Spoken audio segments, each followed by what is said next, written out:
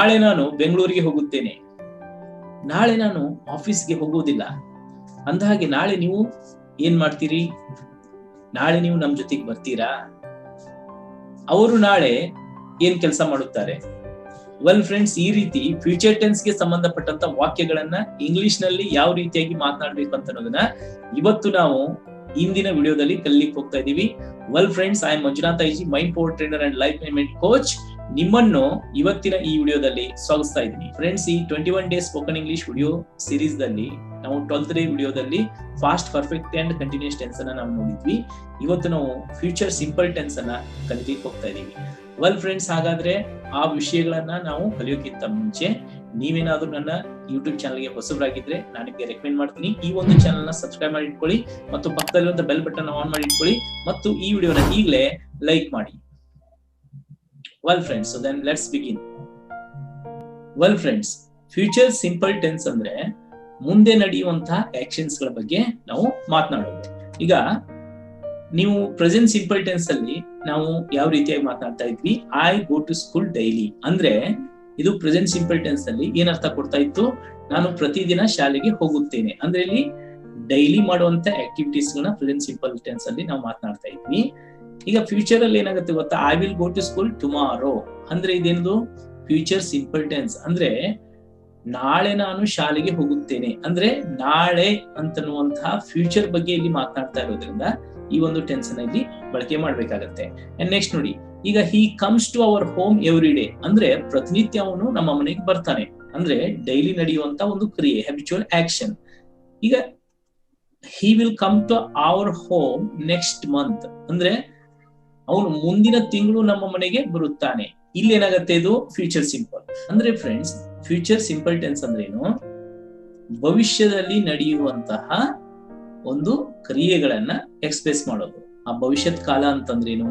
Even next minute ಇರ್ಬೋದು, ಅಥವಾ tomorrow ಅಂದ್ರೆ ನಾಳೆ ಇರ್ಬೋದು, ಅಥವಾ ಒಂದು ತಾಸಿನ ನಂತರ ಇರ್ಬೋದು, ಅಥವಾ ನೆಕ್ಸ್ಟ್ ಡೇ ಇರ್ಬೋದು, ನೆಕ್ಸ್ಟ್ ವೀಕ್ ಇರ್ಬೋದು, ನೆಕ್ಸ್ಟ್ ಮಂತ್ ಇರ್ಬೋದು, ನೆಕ್ಸ್ಟ್ ಇಯರ್ ಇರ್ಬೋದು, ನೆಕ್ಸ್ಟ್ ಡಿಕೇಡ್ ಇರ್ಬೋದು. ವೆಲ್, ಸೊ ಮುಂದೆ ನಡೆಯುವಂತಹ ಕ್ರಿಯೆಗಳನ್ನ ಎಕ್ಸ್ಪ್ರೆಸ್ ಮಾಡ್ತಾ ಇರ್ಬೇಕಾದ್ರೆ ಪರ್ಟಿಕ್ಯುಲರ್ ಆಗಿ ಈ ಒಂದು ಟೆನ್ಸ್ ಅನ್ನ ನಾವು ಯೂಸ್ ಮಾಡ್ತೀವಿ. ವೆಲ್, ಈಗ ಇದರಲ್ಲಿ ಸೆಂಟೆನ್ಸ್ ಸ್ಟ್ರಕ್ಚರ್ ಯಾವ ರೀತಿ ಆಗುತ್ತೆ ನೋಡೋಣ. Friends, first of all affirmative sentence ಅನ್ನ ನಾವು ಮಾಡ್ತಾ ಇರ್ಬೇಕಾದ್ರೆ ಈ ಒಂದು ಟೆನ್ಸ್ ಅಲ್ಲಿ ಫಾರ್ಮುಲಾ ಬರುತ್ತೆ subject plus helping verb. Helping verb ಯಾವ್ದಿಲ್ಲಿ? Will and then shall. ಈಗ ಎಷ್ಟೋ ಜನರಿಗೆ ಏನಂತಂದ್ರೆ ತುಂಬಾ ಕನ್ಫ್ಯೂಷನ್, ಏನು ವಿಲ್ ಮತ್ತು ಶಾಲ್ ಅನ್ನ ಎಲ್ಲಿ ನಾವು ಕರೆಕ್ಟ್ ಆಗಿ ಬಳಸಬೇಕು ಅಂತಂದ್ರೆ. ಆಕ್ಚುಲಿ ಫ್ರೆಂಡ್ಸ್, ಈಗ ಇಂಗ್ಲಿಷ್ ಮಾತನಾಡುವುದರಲ್ಲಿ 2 ರೀತಿಯ ಇಂಗ್ಲಿಷ್ ಇದೆ. ಒಂದೇನಂತಂದ್ರೆ ನಾವು ಅಮೆರಿಕನ್ ಇಂಗ್ಲಿಷ್ ಅಂತೀವಿ, ಇನ್ನೊಂದು ಬ್ರಿಟನ್ ಇಂಗ್ಲಿಷ್ ಅಂತ ಕರಿತೀವಿ.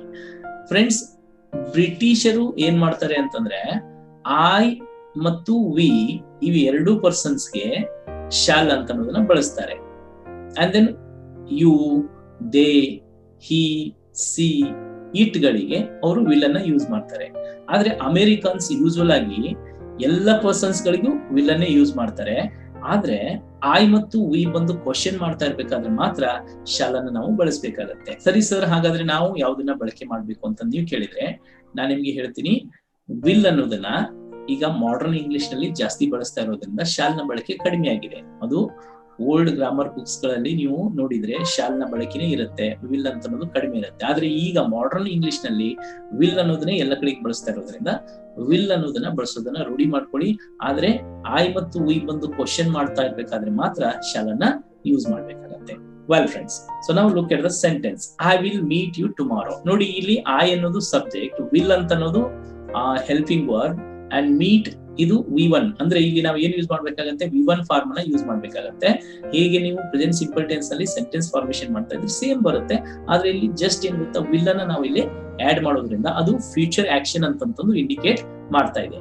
I will meet you tomorrow ಅಂದ್ರೆ ನಾಳೆ ನಿಮ್ಮನ್ನು ನಾನು ಭೇಟಿಯಾಗುತ್ತೇನೆ. Okay, next you will write exam next month. ಈಗ ನೀವು ನೆಕ್ಸ್ಟ್ ಮಂತ್ ಎಕ್ಸಾಮ್ ಬರೆಯೋರು ಇದ್ದೀರಿ, ನೆಕ್ಸ್ಟ್ ಮಂತ್ ನಿಮ್ಮ ಎಕ್ಸಾಮಿನೇಷನ್ ಇದೆ, ಅದಕ್ಕೆ you will write exam next month ಅಂದ್ರೆ ಮುಂದಿನ ತಿಂಗಳು ನೀವು ಪರೀಕ್ಷೆಯನ್ನ ಬರೆಯುತ್ತೀರಿ.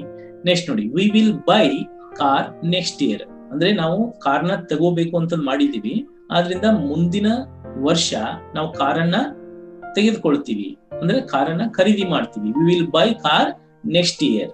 Next they will build new home ಅಂದ್ರೆ ಅವರು ಮನೆಯನ್ನು ಏನ್ ಮಾಡ್ತಾರೆ, ಕಟ್ತಾರೆ. ಯಾವಾಗ? ಮುಂದೆ, ಅಂದ್ರೆ ಫ್ಯೂಚರ್ ಅಲ್ಲಿ. They will build new home, ಅವರು ಹೊಸ ಮನೆಯನ್ನು ಕಟ್ಟುತ್ತಾರೆ ಅಂತಂದು ಇಲ್ಲಿ ಅರ್ಥ ಕೊಡ್ತಾ ಇದೆ. Next he will come to home next month. ಈಗ ನಿಮ್ಮ ರಿಲೇಟಿವ್ ಒಬ್ರು ಎಲ್ಲೋ ಬೇರೆ ಕಡೆಗೆ ಜಾಬ್ ಮಾಡ್ತಾ ಇದ್ದಾರೆ. ಈಗ ಅವರು ನಾನು ಮುಂದಿನ ತಿಂಗಳು ಬರ್ತೀನಿ ಅಂತ ನಿಮ್ಗೆ ಹೇಳ್ತಾರೆ. ಆದ್ರೆ ನಿಮ್ ಮನೆಯವ್ರಿಗೆ ನೀವು ಹೇಗೆ ಹೇಳ್ತೀರಾ? He will come to home next month. Next she will cook veg biryani today.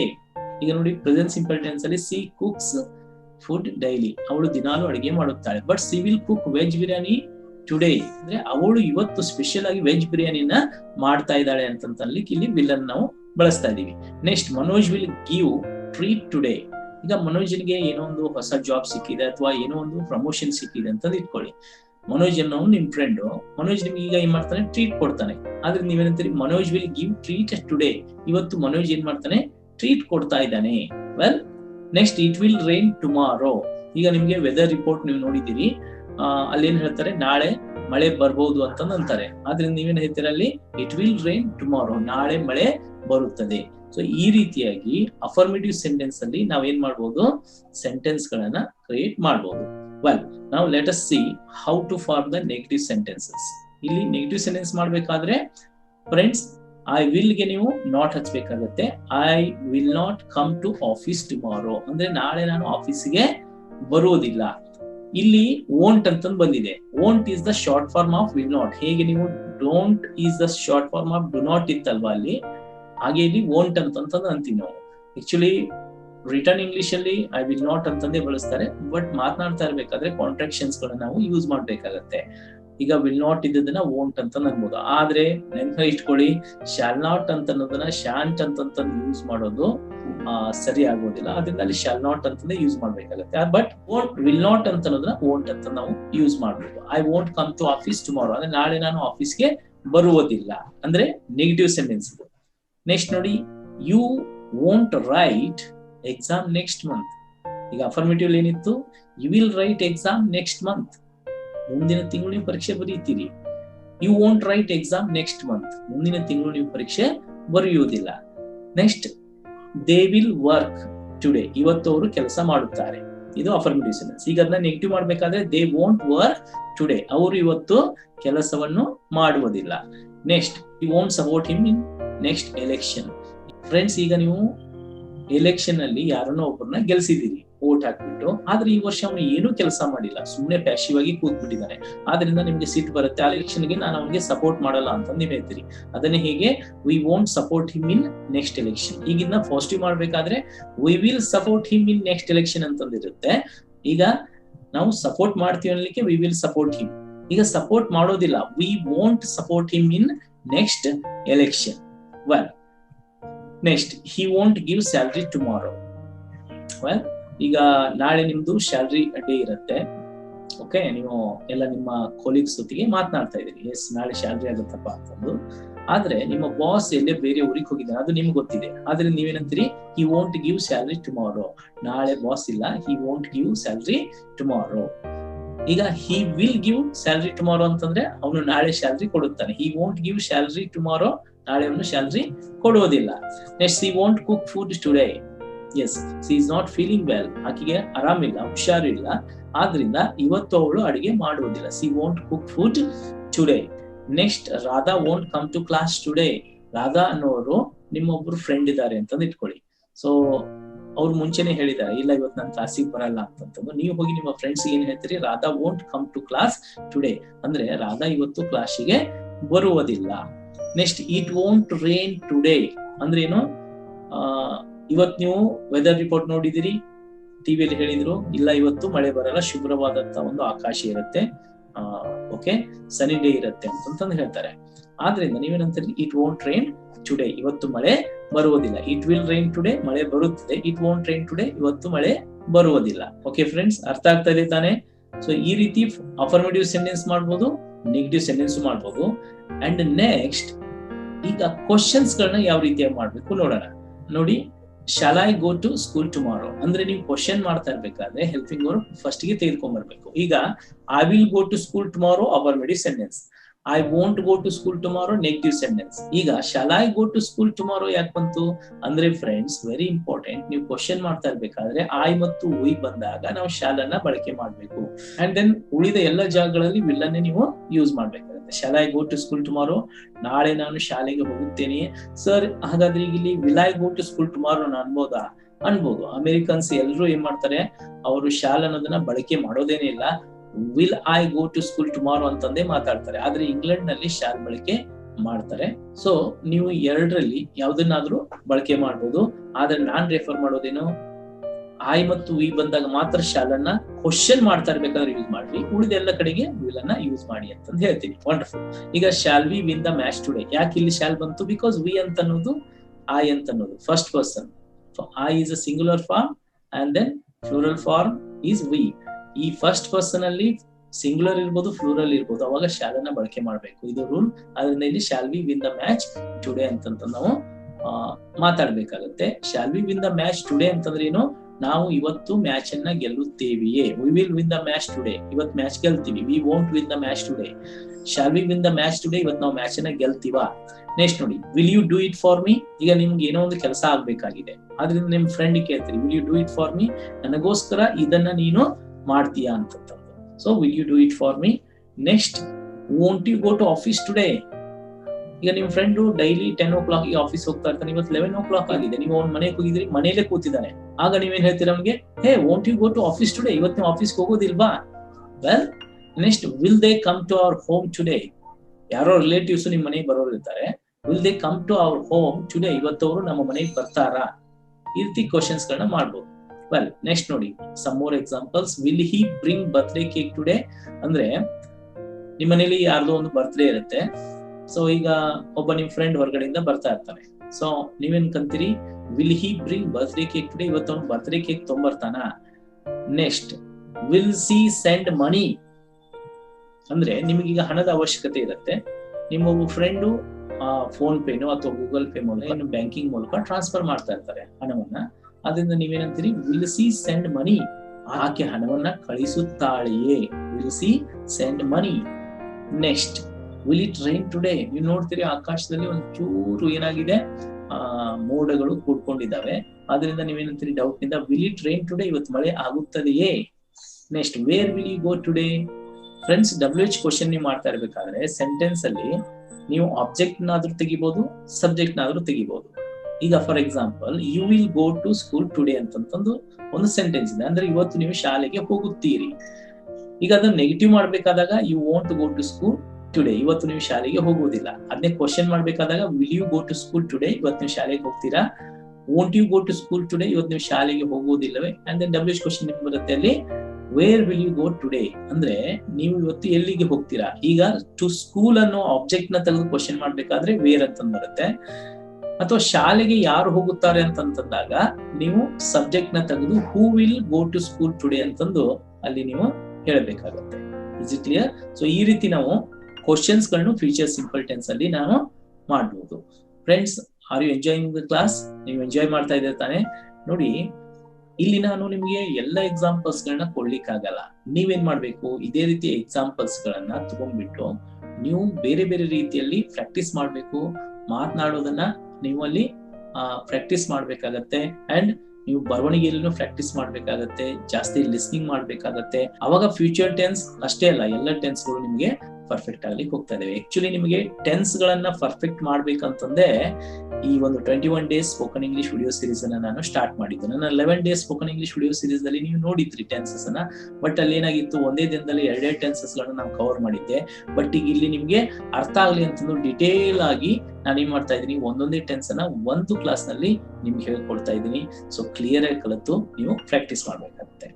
Well friends, so ನೋಡಿ, what will you give them ಅಂದ್ರೇನು, ನೀವು ಏನನ್ನೋ ಒಬ್ರಿಗೆ ಕೊಡ್ತೀನಿ ಅಂತಂದು ಹೇಳ್ತೀರಿ. ಅವಾಗ ಮನೇಲಿ ಏನ್ ಕೇಳ್ತಾರೆ, ನೀವು ಅವರಿಗೆ ಏನು ಕೊಡುತ್ತೀರಾ, what will you give them. ಈ ರೀತಿ WH ಕ್ವಶನ್ಸ್ ಗಳು ನಾವು ಮಾಡಬಹುದು.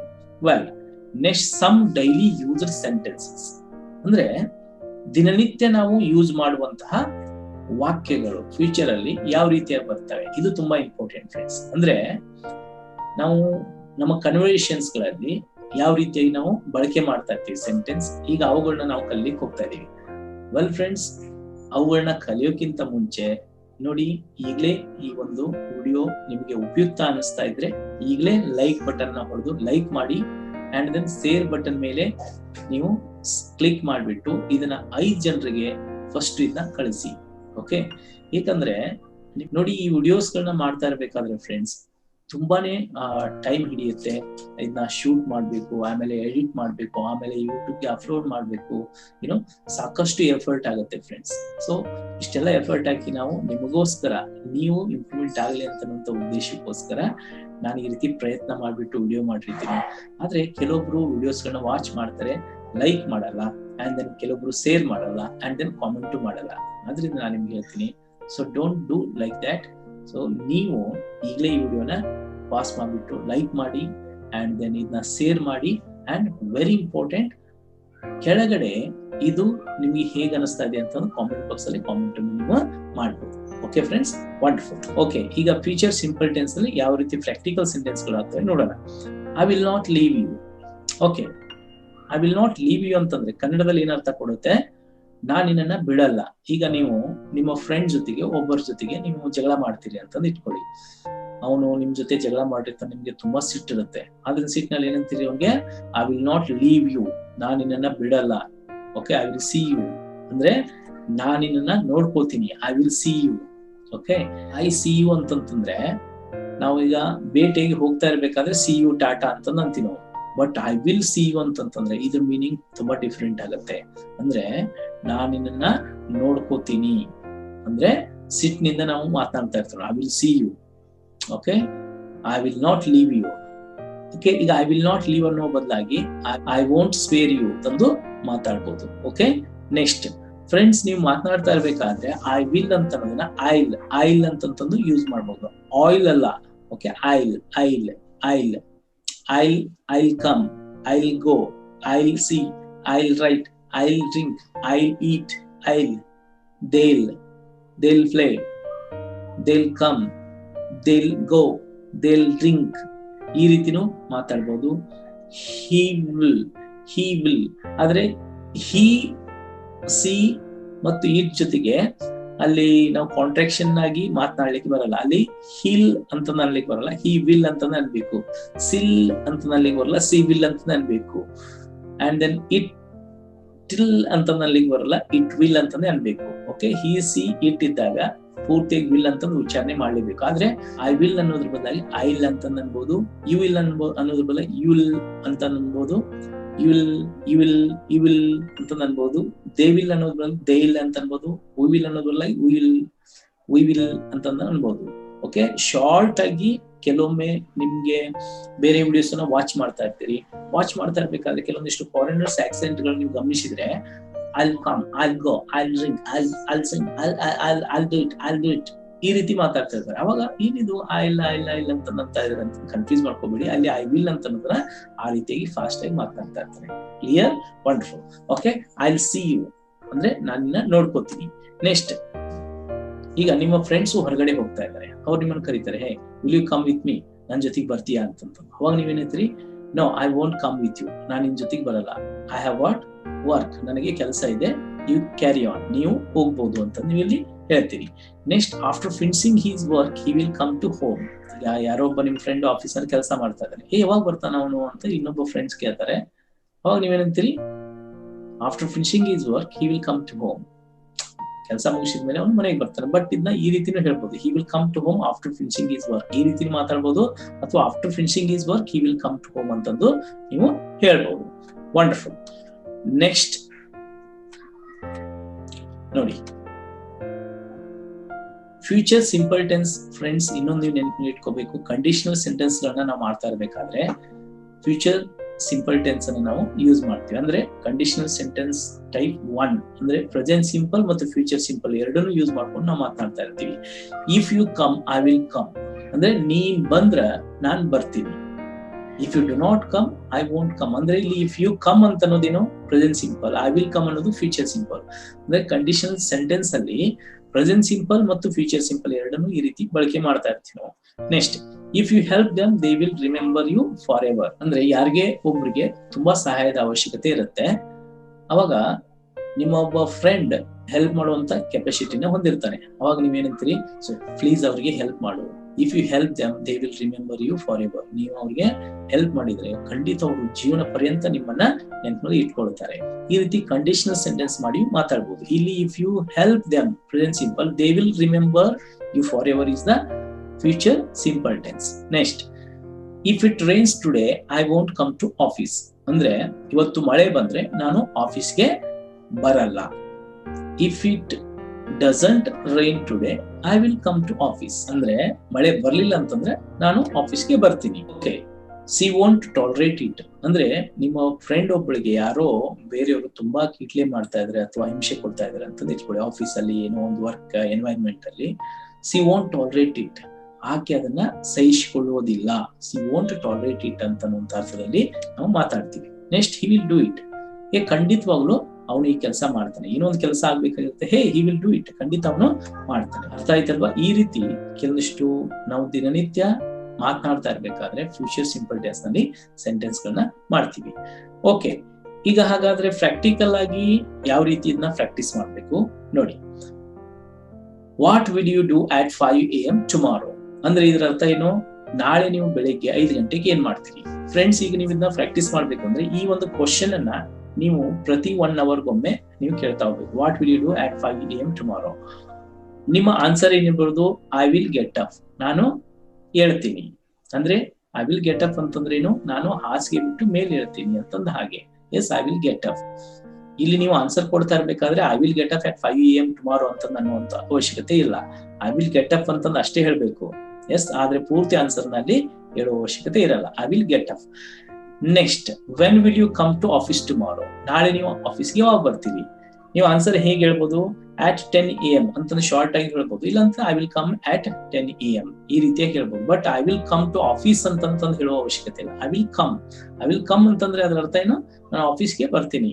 ಅಥವಾ ಅಟ್ 10 AM ಅಂತಂದ್ರು 10 ಗಂಟೆಗೆ ಅಂತಂದ್ರು ನಾನು 10 ಗಂಟೆಗೆ ಆಫೀಸ್ಗೆ ಬರ್ತೀನಿ ಅಂತಂದಲ್ಲಿ ಅರ್ಥ ಕೊಡುತ್ತೆ. ನೆಕ್ಸ್ಟ್ ನೋಡಿ, when will you finish your work? ನೀವು ಕೆಲಸವನ್ನ ಯಾವಾಗ ಮುಗಿಸ್ತೀರಾ? Okay, I will finish around 4:30 ಅಂದ್ರೆ 4:30 ಸುಮಾರಿಗೆ ಮುಗಿಸ್ತೀನಿ ಅನ್ಲಿಕ್ಕೆ ಐ ವಿಲ್ ಫಿನಿಶ್ ಅರೌಂಡ್ 4:30 ಈ ರೀತಿ ಹೇಳ್ಬೋದು. ಅಥವಾ ಅರೌಂಡ್ 4:30 PM ಅಂತಂದು ನಾವು ಶಾರ್ಟ್ ಆಗಿ ಆನ್ಸರ್ ಮಾಡ್ಬೋದು. ಅಂದ್ರೆ ನೀವು ಈಗ ಪ್ರಾಕ್ಟಿಕಲ್ ಆಗಿ ಪ್ರಾಕ್ಟೀಸ್ ಮಾಡ್ಬೇಕು ಅಂತಂದ್ರೆ ಮೇಲಿನ ಫಸ್ಟ್ ಸೆಂಟೆನ್ಸ್ ನೋಡಿ, what will you do at 5 AM tomorrow ಇದೆ ಅಲ್ವಾ? ಇದನ್ನ ಪ್ರತಿ 1 ತಾಸಿಗೊಮ್ಮೆ ನೀವು ಕ್ವಶನ್ಸ್ ಗಳನ್ನ ಕೇಳ್ತಾ ಹೋಗ್ಬೇಕು. ಹೇಗೆ? What will you do at 6 AM tomorrow? I will go to walking. What will you do at 7 AM tomorrow? ಇಲ್ಲ, ನಾನು ಸ್ನಾನ ಮಾಡ್ತೀನಿ. I will take bath. I'll take bath. Okay. What will you do at 8 AM tomorrow? I'll read newspaper. ನಾನು news paper ಓದ್ತೀನಿ. What will you do at 9 AM tomorrow? I'll get ready to office. ನಾನು ಆಫೀಸ್ಗೆ ಹೋಗ್ಲಿಕ್ಕೆ ready ಆಗ್ತೀನಿ. What will you do at 10 AM tomorrow? I'll go to office. What will you do at 11 AM tomorrow? I will do work in office. What will you do at 12 PM tomorrow? I will meet my clients. ಅಂದ್ರೆ ನಮ್ಮ clients ಗೆ ನಾನು ಭೇಟಿ ಆಗ್ತೀನಿ. What will you do 1 PM tomorrow? I will have my lunch. What will you do at 2 o'clock tomorrow? I will go to bank. ಅಂದ್ರೆ ನಾನು ಬ್ಯಾಂಕಿಗೆ ಹೋಗ್ತೀನಿ. What will you do at 3 PM tomorrow? Again, I will come back to office. ಮತ್ತೆ ಆಫೀಸಿಗೆ ಬರ್ತೀನಿ. What will you do at 4 PM tomorrow? I will take meeting. ನಾನು meeting ತೆಗೆದುಕೊಳ್ತೀನಿ. What will you do at 5 PM tomorrow? I will come back to home. ನಾನು ಮತ್ತೆ ಮನೆಗೆ ಬರ್ತೀನಿ. What will you do at 6 PM tomorrow? I will play with my children. ನಾನು ನನ್ನ ಮಕ್ಕಳೊಂದಿಗೆ ಆಟ ಆಡ್ತೀನಿ. What will you do at 7 PM tomorrow? I will listen to music. ಅಂದ್ರೆ ನಾನು ಮ್ಯೂಸಿಕ್ ಅನ್ನ ಕೇಳ್ತೀನಿ. Next, what will you do at 8 PM tomorrow? I will watch TV. What will you do at 9 PM tomorrow? I will have my dinner. ಅಂದ್ರೆ ನಾನು ರಾತ್ರಿ ಊಟ ಮಾಡ್ತೀನಿ. What will you do at 10 PM tomorrow? I will go to bed. ಅಂದ್ರೆ ನಾನು ಮಲಗ್ತೀನಿ. ಈ ರೀತಿ ನೋಡಿ, ನಾನು ಬೆಳಿಗ್ಗೆಯಿಂದ ರಾತ್ರಿ ಮಲಗುವ ತನಕ ಪ್ರತಿ 1 ಅವರ್ಗೆ ಕ್ವಶನ್ ಕೇಳಿದೆ ಮತ್ತು ಆನ್ಸರ್ನು ಹೇಳಿದ್ದಾನೆ. ಇದೇ ರೀತಿ ನೀವೇನ್ ಮಾಡ್ಬೇಕು, ಒಬ್ಬ ಪಾರ್ಟ್ನರ್ ಅನ್ನ ಆಯ್ಕೆ ಮಾಡ್ಕೊಂಡ್ಬಿಟ್ಟು ಅವ್ರಿಗೆ ಕ್ವಶನ್ ಕೇಳಿ. What will you do at 5 AM tomorrow? What will you do at 6 AM tomorrow? ಈ ರೀತಿ ಕೇಳ್ತಾ ಹೋಗ್ಬೇಕು. ಅವ್ರ ಆನ್ಸರ್ ಕೊಡ್ಬೇಕು. ಅಥವಾ ಯಾರು ಇಲ್ಲ ಅಂತಂದ್ರೂ ಚಿಂತೆ ಮಾಡಬೇಡಿ, ಮೊಬೈಲ್ ನ ಇಟ್ಕೊಂಡ್ಬಿಟ್ಟು ರೆಕಾರ್ಡ್ ಮಾಡಿ. ಸೊ ಕ್ವಶನ್ ಅಂಡ್ ಆನ್ಸರ್ ಎರಡನ್ನೂ ರೆಕಾರ್ಡ್ ಮಾಡ್ಕೊಂಡು ನೀವೇನ್ ಮಾಡ್ಬೇಕಾಗತ್ತೆ, ಈ ರೀತಿ ಪ್ರಾಕ್ಟೀಸ್ ಮಾಡಿದಾಗ ನೀವು ಈ ಫ್ಯೂಚರ್ ಸಿಂಪಲ್ ಟೆನ್ಸ್ ಅಲ್ಲಿ ಪರ್ಫೆಕ್ಟ್ ಆಗ್ತೀರಿ. ವೆಲ್ ಫ್ರೆಂಡ್ಸ್, ಸೊ ಈ ರೀತಿಯ ಅನೇಕ ಬೇರೆ ಬೇರೆ ಆಕ್ಟಿವಿಟೀಸ್ ಗಳನ್ನ ನನ್ನ ಒಂದು ಆನ್ಲೈನ್ ಸ್ಪೋಕನ್ ಇಂಗ್ಲಿಷ್ ಕ್ಲಾಸ್ ಅಲ್ಲಿ ನಾನು ನನ್ನ ಸ್ಟೂಡೆಂಟ್ಸ್ ಗಳಿಗೆ, ಪಾರ್ಟಿಸಿಪೆಂಟ್ಸ್ ಗಳಿಗೆ ಕೊಡ್ತಾ ಇರ್ತೀನಿ. ಅವರು ಅದನ್ನ ಕಲ್ತ್ಬಿಟ್ಟು ತುಂಬಾನೇ ಇಂಪ್ರೂವ್ಮೆಂಟ್ ಆಗ್ತಾ ಇರ್ತಾರೆ. ವೆಲ್ ಫ್ರೆಂಡ್ಸ್, ಹಾಗಾದ್ರೆ ನಿಮಗೂ ಸಹ ಏನಾದ್ರೂ ಆನ್ಲೈನ್ ಸ್ಪೋಕನ್ ಇಂಗ್ಲಿಷ್ ಕ್ಲಾಸ್ಗೆ ಜಾಯಿನ್ ಆಗ್ಬೇಕು ಅಂತ ಮನಸ್ಸಿದ್ರೆ ಕೆಳಗಡೆ ಡಿಸ್ಪ್ಲೇ ಆಗ್ತಾರಂತ ನಂಬರ್ಗೆ ಕಾಲ್ ಮಾಡಿ ನೀವು ಅಡ್ಮಿಷನ್ ತಗೊಂಡು ಇನ್ನೂ ಹೆಚ್ಚಿನದಾಗಿ ನನ್ನಿಂದ ವಿಷಯಗಳನ್ನ ನೀವು ಕಲಿಬಹುದು ಅಂತ ಹೇಳ್ತಾ, ವೆಲ್ ಹಾಗಾದ್ರೆ ನಿಮಗೆಲ್ಲರಿಗೂ ಈ ಫ್ಯೂಚರ್ ಸಿಂಪಲ್ ಟೆನ್ಸ್ ಅರ್ಥ ಆಯ್ತಲ್ವಾ? Wonderful. Well friends, did you enjoy the class? ನಿಮ್ಗೆಲ್ಲರಿಗೂ ಕ್ಲಾಸ್ ಇಷ್ಟ ಆಯ್ತಲ್ವಾ? ವೆಲ್ ಫ್ರೆಂಡ್ಸ್, ಹಾಗಾದ್ರೆ ಈ ಫ್ಯೂಚರ್ ಸಿಂಪಲ್ ಟೆನ್ಸ್ ಗೆ ಸಂಬಂಧಪಟ್ಟಂತ ಈ ವಿಡಿಯೋ ನಿಮ್ಗೆ ಹೇಗೆ ಅನಿಸ್ತು ಅಂತ ಅನ್ನೋದನ್ನ ಕೆಳಗಡೆ ಕಾಮೆಂಟ್ ಬಾಕ್ಸ್ ಅಲ್ಲಿ ಕಾಮೆಂಟ್ ಮಾಡಿ ತಿಳಿಸಿ. ಅಂಡ್ ವೆರಿ ಇಂಪಾರ್ಟೆಂಟ್, ಈ ವಿಡಿಯೋ ನಿಮ್ಗೆ ಇಷ್ಟ ಆಗಿದ್ರೆ ಇದನ್ನ ಲೈಕ್ ಮಾಡಿ, ಇನ್ನೊಬ್ಬರಿಗೆ ಶೇರ್ ಮಾಡಿ ಅಂತ ಹೇಳ್ತಾ, well friends, with this I am going to end this video. Let's meet you in the next video. Till then, bye, see you, thank you very much, and God bless you.